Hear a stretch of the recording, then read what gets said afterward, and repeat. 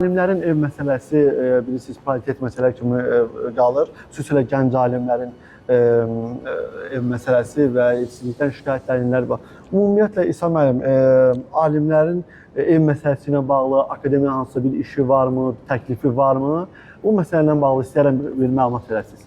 Akademiyanın 80 illik tarixində yalnız bir dəfə, bir neçə il bundan qabaq, 2000 səhv etməmişsə 16-17-ci illərdə çox mərtəbəli bina tikilib və vaxtilə akademiyanın yataqxanasında yaşayan, uzun müddət yaşayan və növbədə duran alimlərə həmin binada evlər verilib.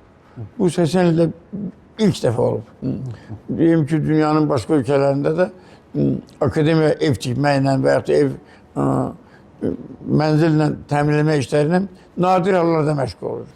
Amma hazırda bir neçə il bundan qabaq, 10 il bundan qabaq təxminən Azərbaycan Elmlər Akademiyasının alimlərini, hətta elm və təhsil sahəsində çalışan elm adamlarını mənzil məsələsini həlləmək üçün Cənab Prezidentin sərəncamı ilə, böyük qayğısı ilə Abşeronda, Saray qəsəbəsində böyük miqdarda torpaq sahəsi ayrılıb və həmin yerdə akademiyada çalışanlar üçün elm təhsil sahəsində çalışanları da əhatə eləmək şərti ilə çox mərtəbə binalar tikilir.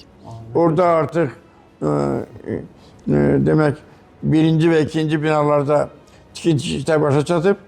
Üçüncü binada indi hazırda mən məşğul olduğum dövrdə üçüncü binada tikinti işləri davam edir.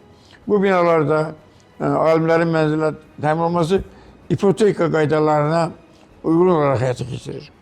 Amma əldə olunan razılaşmaya görə demək, akademiyada çalışanlar üçün ipotekada güzəştli şərtlər vardır.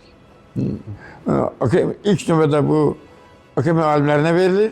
Güzəştli şərtlərlə yerdə qalan hissəsi isə elm və təhsil işləri arasında, elm və təhsil işləri də həmin binalarda ev ala bilərlər. Amma akademiya işləri güzəştli şərtlərlə ev